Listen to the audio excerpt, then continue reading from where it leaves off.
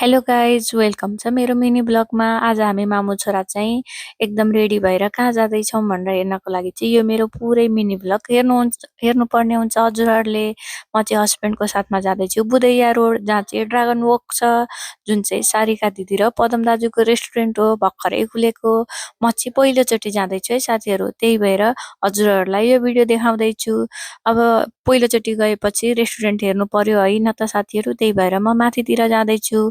New year लेखेको साइडमा ब्यानरहरू हेर्नु त कति राम्रो रहेछ। माथि चाहिँ मलाई एकदमै मन पर्यो है साथीहरू। हजुरहरूले चाहिँ मिटिङहरू गर्न, बर्थडे गर्नको लागि चाहिँ एकदमै राम्रो ठाउँ पनि लाग्यो, सफा पनि लाग्यो है। मलाई चाहिँ हजुरहरू पनि जानु होला। अनि अब रेस्टुरेन्टमा गइसकेपछि केही त खानु पर्यो होइन त साथीहरू, त्यही भएर मैले चाहिँ खाँदैछु नुडल्स, किमा नुडल्स अनि मोमो पनि खाएँ। अनि मेरो छोरोले चाहिँ केही त खाने मामु, जुस खाने भनेर उसले चाहिँ जुस पनि खाँदैछ है साथीहरू, हेर्नु सक्नुहुन्छ हजुरहरूले। अनि ती साथीहरू आज चाहिँ नरेन्द्र दाई, सरिता दिदीहरू पनि आउनु भएको रहेछ है। अनि हामी चाहिँ सबैजना खाएर गफसफ गऱ्यौँ है सबैजना। अनि घरतिर आयौँ। हजुरहरू पनि एकचोटि जानु होला है, ड्रागन वर्क एकदमै मिठो खाना पाइन्छ है।